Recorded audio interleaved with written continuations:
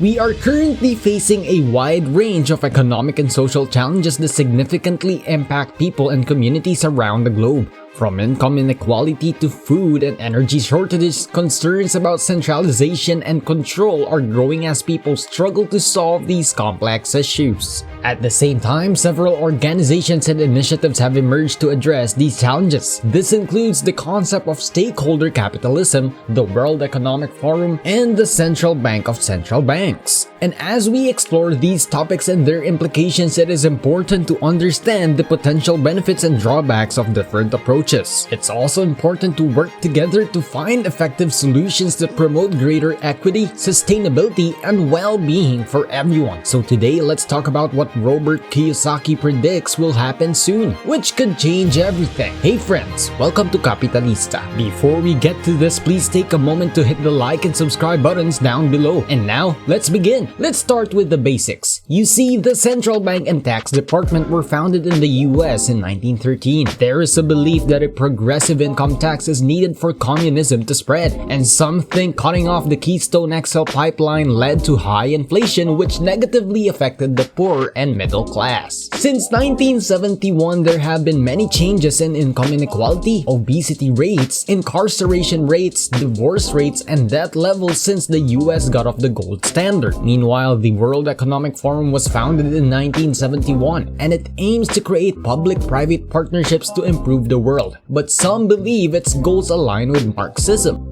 Klaus Schwab founded the World Economic Forum to bring together world leaders and policymakers to create a more equitable way to run the world. However, Kiyosaki says some people argue that they are just promoting old Marxist ideas. The idea of stakeholder capitalism is becoming popular among world leaders, where businesses are encouraged to focus on the community and the environment rather than just making profits. However, this is being enforced through power and control, with those who don't comply losing funding and support. This has led to wealth transfers, where money moves from one person to another. So to avoid being on the losing end of these transfers, Robert Kiyosaki has studied them to figure out how to be on the receiving end. Henry Kissinger once said that controlling food, energy, and money equals controlling people, continents, and the world, which shows the level of influence these things have. Furthermore, the UN says there is a food shortage, and 868 million people could die in the next 24 months due to starvation. For example, Sri Lanka is currently experiencing riots and food shortages due to corruption. Ukraine is also facing a similar situation with people starving and lacking energy. Sri Lanka was supposed to be a model for environmental sustainability, social responsibility, and good governance. With the high ESG scores, still they have defaulted on their bonds and are falling apart at the seams.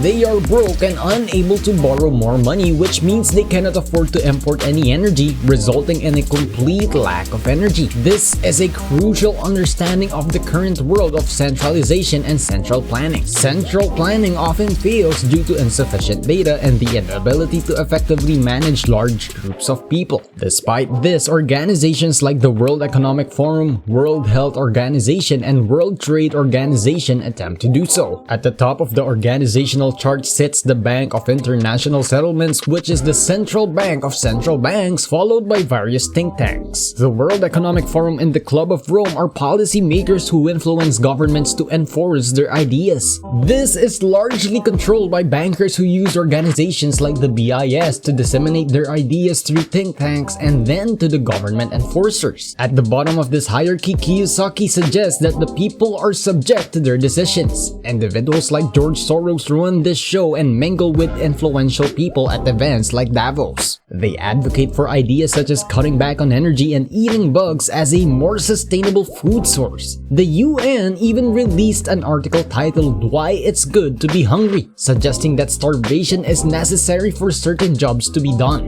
This is alarming and concerning according to Kiyosaki. Now he was invited by Fox to discuss a serious issue. However, they removed the segment due to the strong negative reaction it received. And again, according to the United Nations, approximately 868 million people people are at risk of starvation within the next 2 years.